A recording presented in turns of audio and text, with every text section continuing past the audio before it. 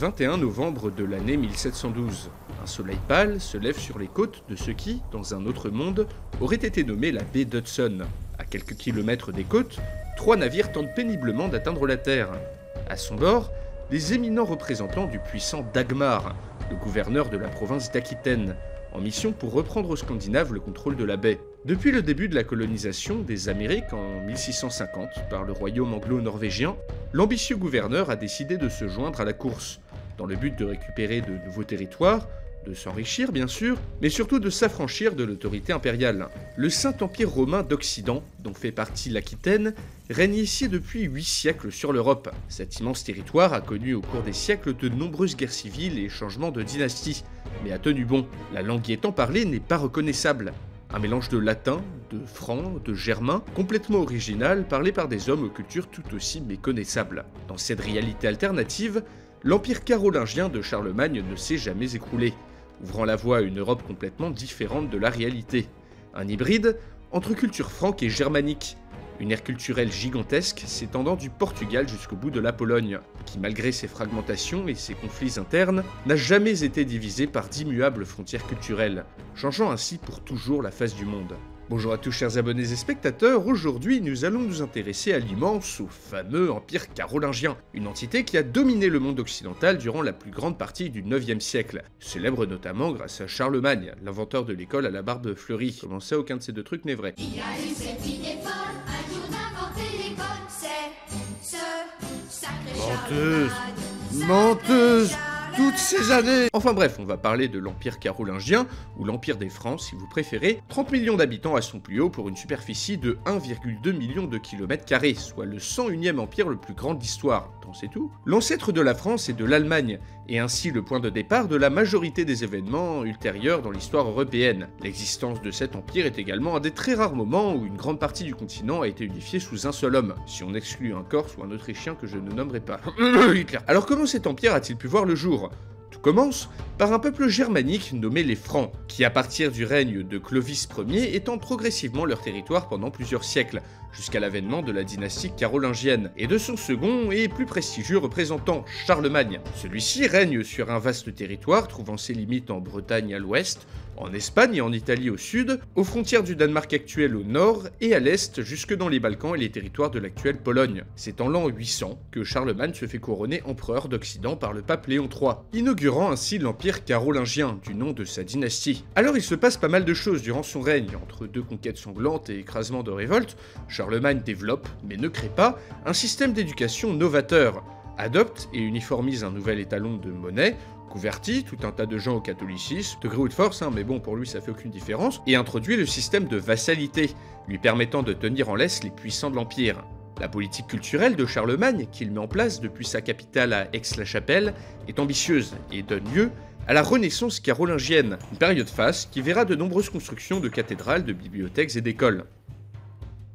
Dans un effort d'intégration, l'empereur assimile des gens de toutes les ethnies dans sa suite, et elles sont nombreuses les ethnies, saxons, lombards, goths, serbes, etc. Tout comme l'Empire romain à son époque, c'est une mosaïque de cultures et de peuples qui composent ce territoire. Une période qui malheureusement ne dure pas très longtemps. Après la mort de Charlemagne et l'accès au pouvoir de son fils Louis le Pieux, les nombreux duchés et comtés qui composent l'Empire s'éloignent et s'affranchissent de l'autorité impériale. Le coup de grâce arrive à la mort de Louis le Pieux, lorsque l'Empire est divisé entre ses 3 fils. En effet, le système de succession propre aux Francs signera sa chute définitive. À cette époque, le concept de primogéniture, c'est-à-dire léguer ses terres à une seule personne, ne fait pas partie de la tradition franque. Ainsi, après avoir été divisé en 3, l'Empire carolingien connaît moult péripéties, s'affaiblit, se divise, et finit par s'écrouler en 888, lors de la mort de Charles III le Gros, dernier empereur d'Occident officiel, même s'il ne contrôlait plus grand-chose à sa mort. Le souverain du Saint-Empire romain germanique, Charles Quint, tentera à son époque de prendre exemple sur Charlemagne en voulant unifier l'Europe sous un seul régime, ce qu'il échouera tellement à faire qu'il finira par s'exiler de lui-même dans un monastère. Les divisions entre la France et l'Allemagne, issues du morcellement de l'Empire carolingien, mèneront à terme, comme vous le savez tous, à l'arrivée en trompe d'un certain moustachu dont j'ai vraiment l'impression de parler en permanence. Alors mis à part les querelles dynastiques, les causes de la chute de l'Empire sont nombreuses et variées. En plus des divisions entre les fils de Louis le Pieux, c'est le morcellement de l'Empire carolingien qui accélère sa chute. Plusieurs thèses coexistent sur les causes de cet affaiblissement de l'autorité impériale. Repli sur soi des différents peuples et principautés de tout l'Empire, pour des raisons extérieures, comme les invasions vikings, ou des raisons intérieures, économiques et culturelles. On pourrait aussi citer les embrouilles en série dans les milieux du pouvoir. Par exemple, les fils de Louis le Pieux se révoltent plusieurs fois contre leur père, dans des guerres qui font des milliers de morts et qui mettent à sac le royaume. On peut dire que l'ambiance de la famille n'était pas top. On peut encore évoquer l'abandon des terres fiscales par l'empereur, en gros, distribuer aux vassaux les terres qui génèrent de l'argent via les taxes et les impôts pour s'assurer de leur fidélité. Mais paradoxalement, cette pratique vide les caisses impériales et l'empêche d'entretenir ces mêmes vassaux. Ou encore, l'hypothèse de l'échec institutionnel. En gros, qu'il aurait été impossible pour un territoire aussi grand et divers que l'Empire carolingien d'être administré sans un appareil bureaucratique digne de ce nom, et sans rentrée d'argent outre que celle venant des conquêtes et des guerres. Voilà tout un tas de raisons qui sont détaillées dans un petit article que j'ai mis dans les sources en description si vous êtes intéressé. Vous l'aurez compris, les facteurs à changer sont nombreux, et il est peu réaliste que dans une autre version de la réalité, cet empire ait pu survivre en changeant autant de choses. Mais on est là pour modifier l'histoire. Et croyez-moi, une fois ces modifications faites, le monde que je vais vous présenter va être très méconnaissable. Ainsi, dans ce scénario, ce sont les décisions et la politique du fils de Charlemagne, Louis le Pieux, souvenez-vous, qui vont changer dans les grandes largeurs. Ah oui, et avant de commencer, il y aura dans cette vidéo des points réalité, des petits encarts de texte permettant de lier le scénario à ce qu'il s'est vraiment passé. J'ai pris cette décision car j'ai vu que dans les commentaires, les choix que je faisais dans le scénario n'étaient pas forcément clairs ou logiques pour tout le monde. Et sans plus attendre, chers abonnés et spectateurs, passons à la suite. 817 après Jésus-Christ, 3 ans après la mort de Charlemagne, son fils et nouvel empereur Louis le Pieux a réuni au sein de la cathédrale d'Aix-la-Chapelle les plus puissants représentants de la noblesse et du clergé. Le but ? Déterminer la manière dont ses fils vont lui succéder. La décision sera un arbitrage entre la tradition franque, soutenue par la noblesse, qui veut que le territoire soit partagé en parts égales entre les héritiers, et la tradition romaine, soutenue par le clergé, qui, comme au temps des anciens empereurs, veut que seule une personne hérite du titre et des territoires. Alors dans la réalité, un compromis sera trouvé. Un compromis qui fera plus de mal que de bien. Mais ici, dans ce monde alternatif, Louis le Pieux, à la surprise générale, se prononce en faveur de la primogéniture, la tradition romaine. Ainsi, il désigne son fils aîné, Lothaire, comme seul héritier de l'Empire lors de sa mort. Les autres fils de l'empereur se voient accorder en gestion des duchés ou des comtés, mais aucun titre de roi, comme dans la réalité, évitant ainsi des luttes de pouvoir et des guerres fratricides qui mèneront l'Empire à sa perte. Dans ce scénario, aucun compromis entre la tradition franque et la tradition romaine n'est trouvé. Seul l'empereur reste maître incontesté de l'Empire. Une décision qui est loin de plaire à tout le monde, mais qui garantit l'indivisibilité du territoire. Ici, Louis laisse beaucoup moins d'occasions à ses fils de contester son pouvoir durant son règne. Après les révoltes de sa progéniture, en effet, la leçon a été apprise. Laisser trop de mou à ses fils est le prélude à la division de l'Empire. Ainsi, avec le soutien de l'Église et du pape, Louis va renforcer le système de contrôle de l'aristocratie et mate impitoyablement les réticents. Ses 3 fils sont gardés à la cour, proches du pouvoir, sous bonne surveillance, et ne peuvent donc pas comploter contre leur père. Malgré tout, plusieurs tentatives d'assassinat visent Lothaire, qui s'en tire de justesse à chaque fois. Celui-ci finit par éventer un complot de ses frères et obtient de l'empereur son père de les envoyer finir leur vie dans un monastère. Une manière assez efficace d'éliminer la concurrence à l'époque. Le reste du règne de Louis le Pieux se passe bien mieux que dans la réalité. Sans guerre civile, sans conflit entre père et fils, les invasions vikings sont repoussées par les armées impériales bien plus rapidement, ce qui renforce l'autorité de l'empereur. Louis le Pieux se pose en défenseur de la chrétienté face aux païens. Lothaire, n'ayant plus aucune concurrence, arrive au pouvoir à la mort de son père en 840. L'Empire carolingien est déjà très différent que dans la réalité. Celui-ci n'a pas été affaibli par de multiples guerres dynastiques et les invasions vikings, la noblesse est moins libre de ses mouvements, l'autorité impériale est forte, ce que Lothaire va mettre à profit immédiatement. Afin d'éviter de grandes révoltes, celui-ci redistribue les territoires de ses vassaux à son gré, interdisant la transmission héréditaire des terres pour garder le contrôle dessus. Appliquant la devise diviser pour mieux régner, il monte les nobles les uns contre les autres et se place ainsi au-dessus de la mêlée. De grands duchés sont éclatés en de multiples morceaux de territoire et deviennent des provinces impériales. Les comtes, ducs et autres marquis n'héritent pas des terres, et ça c'est très important, car ils ne font que les administrer pour le compte de l'empereur. Ceux-ci peuvent être plus ou moins puissants, mais occupent des fonctions de gouverneurs, de gestionnaires, et le territoire qu'ils administrent est toujours une possession impériale. Néanmoins, ces gouverneurs doivent être financés, et de nouveaux territoires doivent leur être donnés. Ainsi, durant le règne de Lothaire Ier, de nombreuses conquêtes sont entreprises. Alors l'Empire se serait bien sûr étendu à ses bordures. Donc par exemple à l'est, les Marches, ces territoires censés faire tampon, sont intégrés à l'Empire.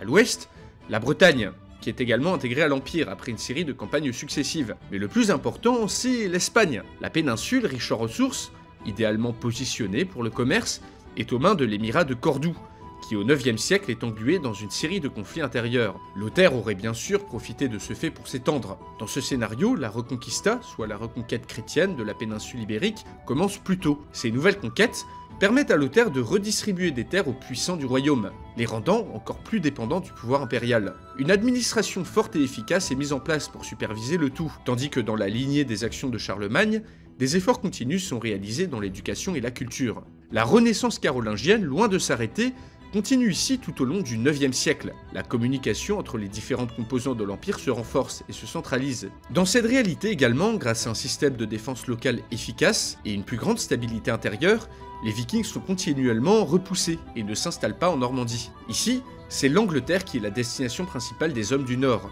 Une Angleterre du coup très différente que dans notre réalité, avec une culture bien plus nordique que saxonne ou latine. Ici, l'île reste à l'écart des intrigues du continent, et a bien plus de relations avec la Scandinavie. Et oui, car la France n'existe pas, et les Normands, s'étant installés ailleurs qu'en Normandie, Guillaume le Conquérant n'envahit jamais l'île et la guerre de 100 ans n'a pas lieu.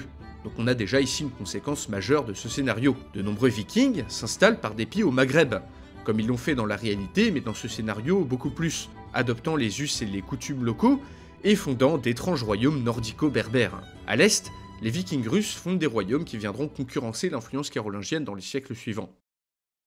Donc on continue le scénario, et forcément Lothaire aurait fini par mourir, et c'est son fils, Louis II, qui lui succède en 855.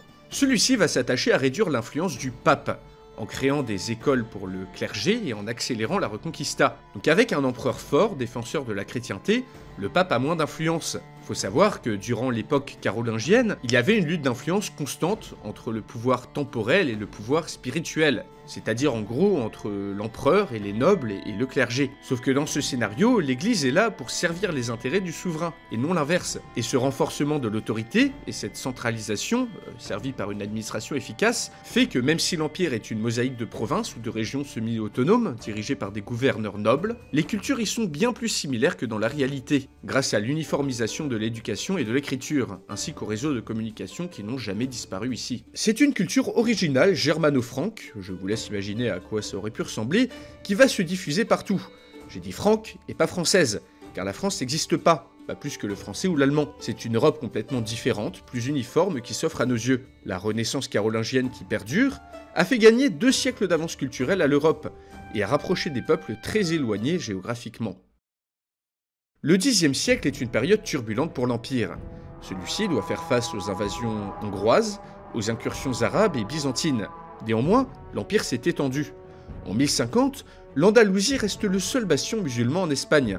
La Castille n'existe pas, divisée en plusieurs territoires donnés en administration aux puissants de l'Empire carolingien. Cet empire d'ailleurs, avec la conquête de l'Espagne et du sud de l'Italie, se considère désormais comme le Renovatio Imperii, pardonnez mon latin, soit l'Empire romain reconstruit. Cette nouvelle puissance, renommée le Saint-Empire romain d'Occident, entre dans une période de relations troublées avec l'Empire byzantin, qui se considère comme le seul vrai représentant de Rome. Dans la réalité, l'Occident et l'Orient se sont toujours battus sur ça. Cette relation troublée, ainsi qu'un pouvoir bien moindre du pape dans ce scénario, font que les croisades n'arrivent jamais. Bah oui, ici le pape, instigateur des croisades, n'a plus autant d'influence qu'avant. Le Saint-Père n'est désormais plus qu'un intendant de Rome, et de moins en moins un guide religieux, sa voix étant presque inaudible en comparaison de celle de l'empereur, le principal représentant de la foi au sein de l'Empire. Dans ce scénario, les croisades qui ont lieu sont dirigées contre les Slaves, ou les Scandinaves qui jouxtent l'Empire, mais personne ne voit aucun intérêt à envoyer une armée en Terre Sainte, alors qu'il y a tant à faire pour repousser les invasions venues de l'extérieur. D'ailleurs, sans les croisades, le commerce méditerranéen se développe beaucoup moins vite, et en général, c'est tout le système économique de l'Empire qui est à bout de souffle. En effet, après les conquêtes éclatantes de Lothaire et de son fils, les terres riches à conquérir se font rares, et le système carolingien de financement des provinces, basé sur une extension permanente, arrive à son terme. Entre l'année 1100 et 1200, une série d'empereurs faibles arrive sur le trône, conséquence prévisible et quasi systématique du système de la primogéniture. De puissantes familles de gouverneurs profitent de cet affaiblissement pour se révolter, mais l'Europe étant ici une entité unique, vue comme non divisible par ses habitants, le séparatisme n'a pas cours. Les révoltes qui se déclenchent auraient ici pour but principal d'installer quelqu'un d'autre sur le trône de l'Empire, et non pas de s'en séparer, car l'Europe est beaucoup plus unie culturellement. La survivance de l'Empire et de ses institutions durant des siècles aura harmonisé tout le continent dans un même modèle. Donc je vais comparer l'Europe de ce scénario à la Chine du Moyen-Âge. Au lieu d'être constituée de centaines d'entités à la culture différente, le continent possède plus ou moins les mêmes langues et institutions de l'Espagne à la Pologne. Les habitants se voient comme les nouveaux représentants de l'Empire romain, et malgré les guerres civiles ou les conflits dynastiques, les puissants voient toujours la population européenne comme un seul et même peuple. Après une centralisation de plusieurs siècles, l'Empire carolingien aurait constitué une même ère culturelle où différents empires et entités se succèdent. L'histoire de l'Europe de ce scénario sera principalement composée de luttes pour le pouvoir impérial, de rivalités entre dynasties ou de révoltes de la part de la paysannerie et des grandes familles.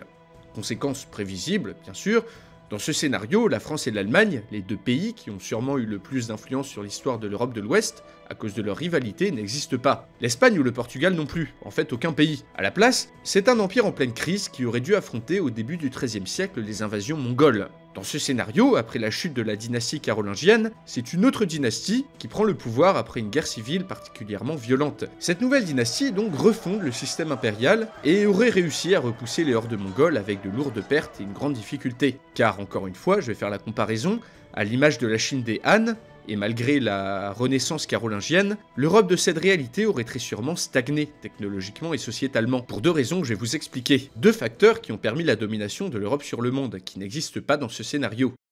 De une, le fait que le continent soit uni sous une, voire deux dynasties maximum pousse à l'immobilisme. Dans la réalité, c'est la concentration incroyable de petits pays se faisant constamment la guerre et la concurrence constante entre ceux-ci qui ont obligé les Européens à se développer plus rapidement. Bah ouais, si ton voisin développe des gros canons, et bah toi tu dois développer de plus gros canons, plus efficaces. Et au final, on a une surenchère qui mène plus rapidement au progrès technologique. Et ensuite, le second facteur qui n'entre pas en compte est la colonisation et ses richesses. Comme je l'ai dit dans mon intro, l'Amérique aurait sûrement été découverte bien plus tard, pour la bonne raison qu'un empire grand comme celui-ci n'aurait pas eu besoin de trouver des ressources ou des financements ailleurs. Comme pour la Chine encore une fois, je pense que le Saint-Empire romain d'Occident de cette réalité se serait replié sur lui-même. L'Amérique est donc tout d'abord explorée, puis investie par les anglo-scandinaves qui auraient sûrement développé une culture de la mer et d'exploration, et qui auraient envoyé des expéditions vers le Groenland et la Terre-Neuve. Ce n'est donc qu'en 1712 qu'une mission privée envoyée par le gouverneur de l'Aquitaine entame la colonisation, sous l'œil indifférent d'un empereur sûrement peu intéressé par ces aventures qu'il juge coûteuses et inutiles.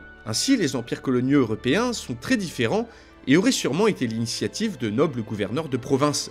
On aurait pu voir apparaître dans le Nouveau Monde des colonies comme la Nouvelle-Aquitaine, ou encore la Nouvelle-Flandre, aux côtés d'installations anglo-scandinaves. Mais sans les motivations extrêmes qu'a pu avoir par exemple la Castille dans la réalité, la colonisation n'a qu'une ampleur très limitée, et se limite au commerce avec les peuplades indigènes. Et une autre raison, c'est qu'avec un pouvoir papal bien amoindri, l'aspect missionnaire de la colonisation devient secondaire. Et sur l'aspect économique, l'Empire n'est que très peu en concurrence avec ses voisins et peut se permettre d'être autosuffisant. Bref, la non-colonisation, l'immobilisme dû à cet immense empire, fait qu'un monde comme celui-là aurait été beaucoup moins avancé de par bien des aspects, accumulant sûrement plusieurs siècles de retard technologique par rapport à notre réalité. Quant à la réforme protestante, celle-ci n'arrive jamais dans ce scénario. Les raisons qui la sous-tendent, comme une église trop forte, privilégiée, n'existent pas. Du fait de la toute-puissance de l'empereur, l'Église se rapproche ici plus du modèle orthodoxe. Les excès du clergé et son pouvoir sont donc contenus par l'autorité impériale. On pourrait même imaginer un rattachement de l'Église d'Orient et d'Occident suite au déclin ou à la chute probable de Byzance.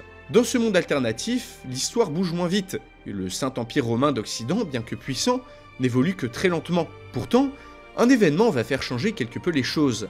La Renaissance, dans ce scénario, ne serait pas venue d'une redécouverte de l'Antiquité. car l'Empire a permis une continuité avec les traditions et la culture romaine, qui n'ont jamais vraiment été oubliées. C'est donc la culture chinoise qui viendra ici remettre en question les conceptions occidentales, et faire apparaître une renaissance bien différente. Quelles évolutions cette renaissance venue de la Chine aurait-elle pu avoir sur l'Occident? Quel destin pour les empires d'Amérique et d'Afrique, qui survivent ici bien plus longtemps? Mais surtout, comment aurait-on dit bonjour dans la langue latino-germano-franque de l'Empire carolingien? Mettez-moi vos réponses et vos scénarios dans les commentaires. En attendant, j'espère que vous avez apprécié la vidéo. N'oubliez pas de vous abonner, c'est très important pour faire vivre la chaîne. Donc YouTube, c'est mon travail, je vis de ça, et si jamais vous avez bien aimé la vidéo et que vous voulez m'aider à faire vivre la chaîne, eh bien vous pouvez faire un tour sur ma page Tipeee pour éventuellement faire un don, petit ou grand, n'importe, du moment que vous aidez. Et en attendant, chers abonnés et spectateurs, eh bien on se dit à la prochaine pour une nouvelle vidéo.